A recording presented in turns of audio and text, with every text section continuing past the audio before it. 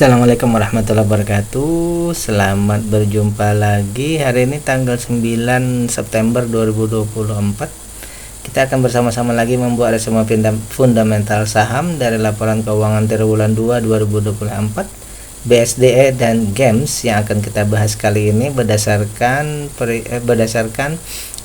value investing ya. Analisa kita ini adalah bahan pertimbangan tambahan, bukan perintah untuk melakukan aksi beli atau jual. Oleh karena itu ini sebagai bahan pertimbangan ataupun untuk edukasi ya, karena setiap investor itu punya pemikiran dan cara masing-masing ya.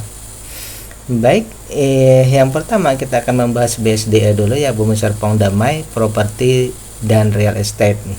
Kita punya dua data ya. Di triwulan 2 ini BSDE punya keuntungan 7,92%, berarti masih kurang dari 10% ya. Harga sekarang 1.300-an, ekuitasnya 1.800-an. Jadi dari segi ini bahwa ada gap ya, ada perbedaan harga sekarang dengan nilai bukunya 29%. Berarti dari sini dapat kita simpulkan bahwa ada rentang ya. Ada rentang dari harga sekarang menuju nilai bukunya itu sekitar 58%.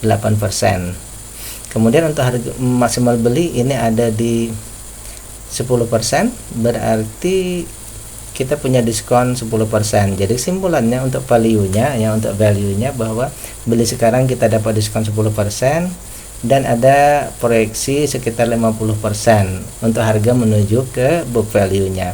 Namun perusahaan tidak membagikan atau belum membagikan dividen ya. Dari segi ketahanan semuanya bagus ya. Hutangnya sangat aman, masih sangat aman ya. Namun free cash flow-nya ini hanya di 2%-an, sudah lebih dari 0, cuma istilahnya masih agak rawan sih di 2%-an ya. Baik,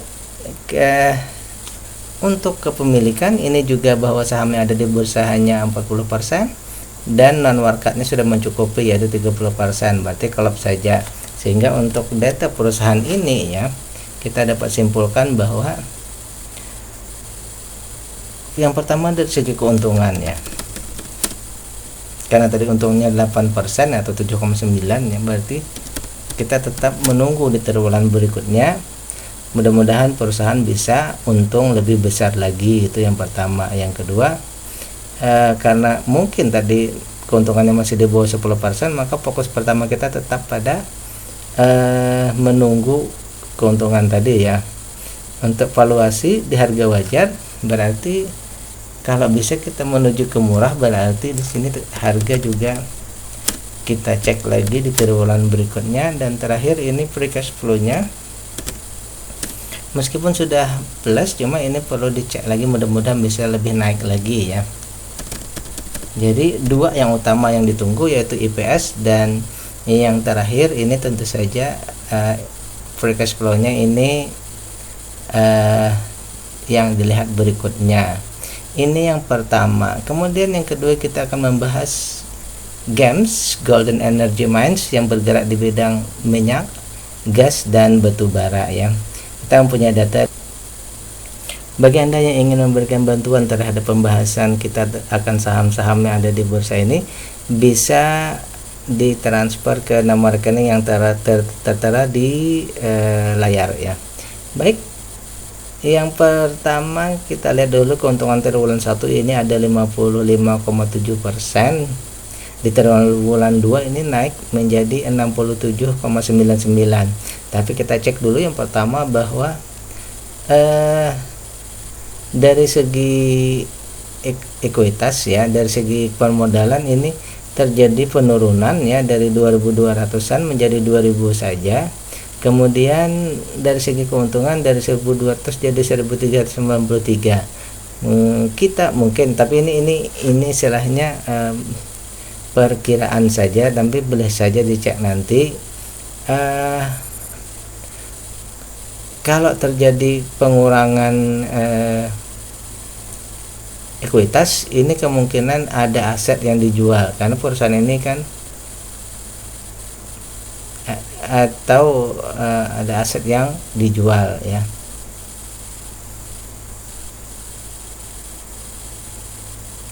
Baik, selanjutnya kita akan membahas games Golden Energy Mines yang bergerak di bidang minyak, gas, dan batu bara ya. Kita punya dua data, triwulan 1 dan triwulan 2 ya.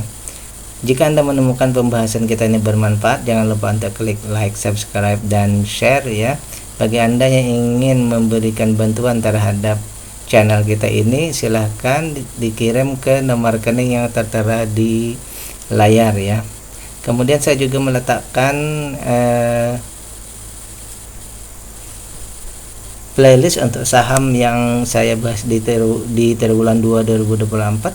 Sudah saya letakkan linknya di deskripsi. Bagi Anda yang ingin melihat semuanya, silakan akses lewat link tersebut ya. Baik, di triwulan 1 ini ya, games ini keuntungannya 55%. Di triwulan 2 67% ya. Itu yang pertama, berarti keuntungannya sangat besar. Yang kedua, kita mendapati bahwa nilai bukunya ya, ekuitas perusahaan ini triwulan 1 dibandingkan triwulan 2 ini menurun ya. Triwulan 2 menurun, namun IPS-nya meningkat, artinya keuntungannya meningkat. Sekali lagi, modalnya menurun tapi keuntungannya meningkat. Kemudian dari segi harga ini terjadi kenaikan sangat besar ya. Aset lancar menurun, hutang menurun ya. Hutang menurun berarti secara umum bahwa perusahaan ini, kita ambil kesimpulan dari triwulan 1 ke triwulan 2 ini ada peningkatan ya. Hanya dari segi permodalan yang turun. Kemudian kita melihat juga dari segi harga sekarang dibandingkan dengan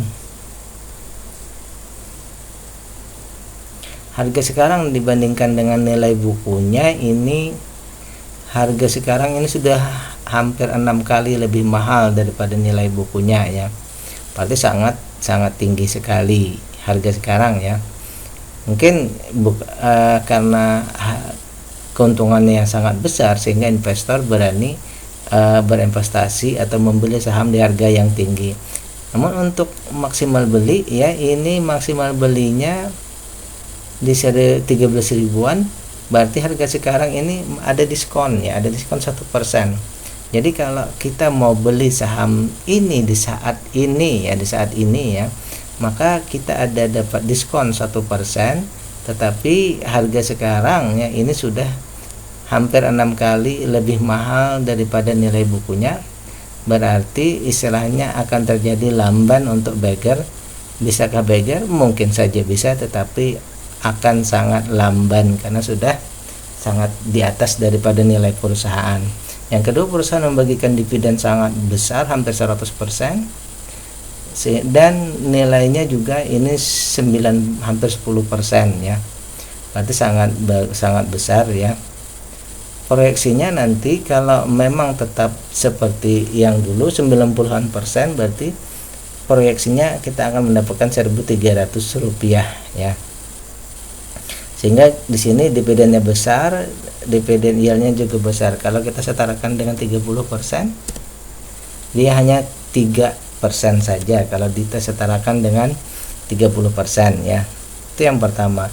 Dari segi ketahanan perusahaan, ini aset lancarnya 73%, sangat besar ya. 2 kali malah di triwulan 1 itu aset lancarnya free cash flow-nya 800-an, sekarang 1.500, dan persennya sudah 73%. Utang dan lain-lainnya aman ya. Kemudian saham ini semuanya bisa ditradingkan, dan non marketnya ini 12%, sebenarnya masih di bawah 15% ya. Sehingga kalau menurut saya pribadi bahwa perusahaan ini ya dari segi keuntungan sangat luar biasa, bahkan mereka juga membagikan dividen yang sangat besar ya. Kalau kita berpatokan pada dividen ini bisa, tetapi kalau dari segi beli sekarang maka kita tidak dapat diskon ya. Bagi yang mau dividen besar mungkin saja dapat ya. Tapi di harga sekarang mungkin saja di kedepannya yang kita khawatirkan adalah kalau harga mengalami penurunan ke harga valuasi murah ataupun juga book value-nya harganya mengalami penurunan, otomatis nanti bisa saja harganya yang turun, maka ada kesulitan kita dari segi capital gain ya. Sehingga dari data ini kalau dari segi book value sudah oke, hanya saja berarti dari harga ya. Dari segi nilai dari segi IPS sudah oke, hanya dari segi harga sudah ketinggian tadi ya. Lainnya mungkin yang perlu kita cek lain adalah non workout saja lagi ya. Lainnya yang kita cek adalah non workout-nya. Seperti itu ya, bahwa perusahaan ini kalau memang kita membeli di harga 6 ribuan, di triwulan 1 di 6 ribuan, mungkin ini bisa ya, tetapi untuk di harga sekarang sudah dalam kategori mahal. Kita menunggu ke valuasinya yang agak lebih murah ya. Baik, ini pembahasan kita tentang dua saham tadi. Yang pertama adalah BSDE, yang kedua ini GEMS ya. Ini adalah bahan pertimbangan tambahan ataupun edukasi, bukan perintah untuk melakukan aksi beli atau jual. Bila taufiq wal hidayah. Assalamualaikum warahmatullahi wabarakatuh.